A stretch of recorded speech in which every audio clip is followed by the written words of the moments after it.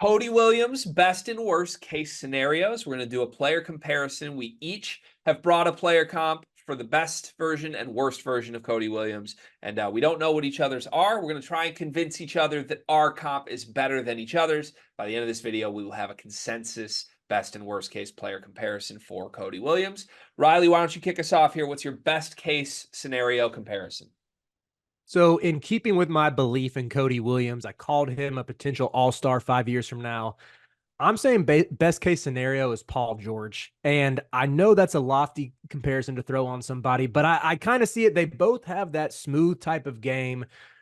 I really believe Williams needs to tighten his handle. Like there were times where it just looked like he to be frank, like didn't really know how to dribble, at Colorado this past year, but he's already able to get downhill. He's already able to finish with his left and his right, and he has really good touch around the basket. Like that's where I could see him eventually developing that, that smooth Paul George type of ISO mid-range game. And if you remember, like early PG, he was known to be an elite defender. And I think Williams has those tools, even if, he's still a little raw on that end of the floor as well. Okay, so Paul George at his peak was like a top, 5 player in the NBA? Maybe like early Indiana days. It felt like he was like 4th or 5th best player in the league. Is that fair? I would have said like 7 or 8, top 7 or Okay. 8 player in the. Okay.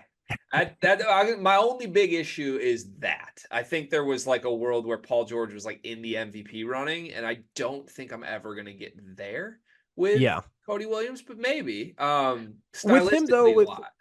with PG though, like he's been his best as a number 2, like Yeah. alongside Kawhi, and I think I would say that would be the case for Cody Williams as well. Like you don't want him as the alpha, you want him as a really good number 2. That makes sense. That is the hope. Okay. I went lazy, which I think means you're going to win by default. The best case is Jalen Williams. Like I said this earlier in the scouting report video. Yes, is it lazy to just do like, oh, he does all the things his brother does? Of course it is. With that said, it's also lazy to like pretend that doesn't exist here. Like any team that is drafting Cody Williams is hoping he does exactly what his brother did, which is outperform his draft spot immediately, be ready from day one, and slide into a situation where he can maybe be the 2nd or 3rd best player on a team with a young core that has some other stars around him. Jalen Williams would not look nearly as good if he wasn't playing next to SGA and Chet Holmgren. He's in a perfect situation, and he looks like a superstar. You're hoping that happens with Cody. If he is on a team where he's starting from scratch, it could work. But to me, they do all the same things. Their college stats were really similar. I do think Jalen Williams is a better athlete than Cody is. But other than that, like Cody was really efficient at Colorado. He shoots the ball well. He's positionally versatile. He can guard. He can jump. To me, that is exactly what you're hoping he becomes, and you shouldn't overthink it. That's my answer. I like mine better just because it's the best possible case. I think yours is like median outcome. I don't Maybe. think there's a world where Cody is like all pro though. Like that's like when we go through this, I guess you have him as an all-star, so you are higher on the upside. But like in the 1,000 out of 1,000th best case scenario, 1 out of 1,000 times, I don't see a world where he's a top 7 player in the NBA. I just don't. Now you're making me want to concede defeat and give you Jalen Williams because I'm like, do I really believe he can become one of the best 7 or 8? Well, that's I guess my pushback to you would be if you do believe that, I think he should be higher on your big board than 6th, right?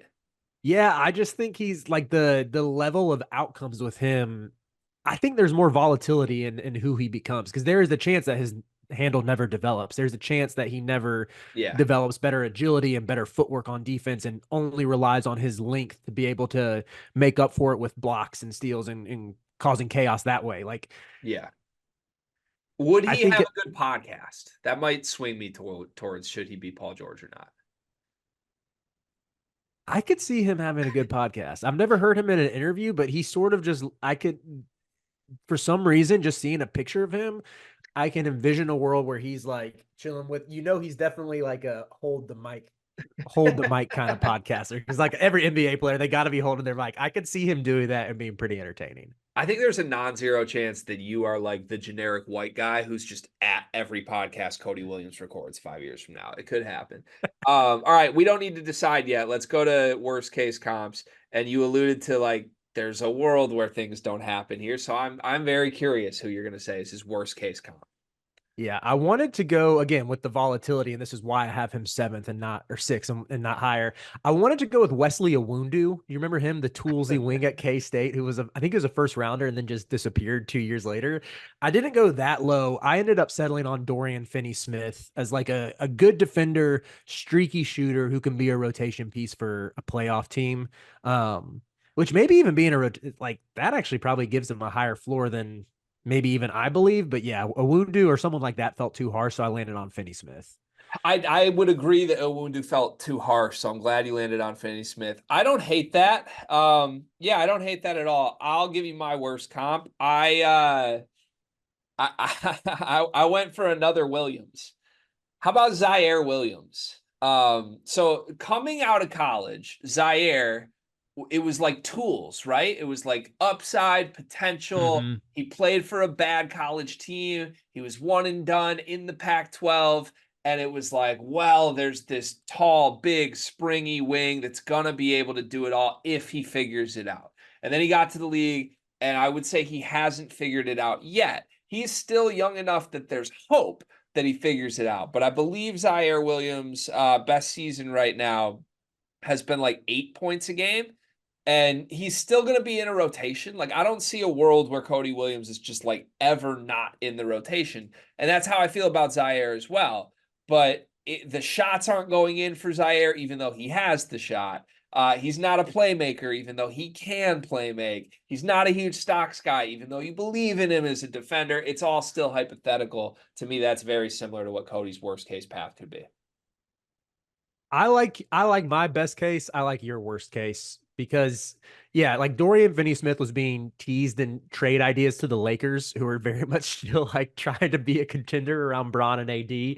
And I think there's a lower floor than Williams for being teased as like LeBron's teammate, you know? So yeah, Yeah. I like the Zaire Williams pool. Let's give some concessions here then. So Paul George, your best case, and Zaire Williams, my worst case comp. That feels good. Good compromise. Thank you for watching this video on Cody Williams. If you enjoyed this video, we have 74 more players that we are doing player comparisons for leading up to the NBA draft. You can go find them dropping 5 per day on the Sleepers Media channel.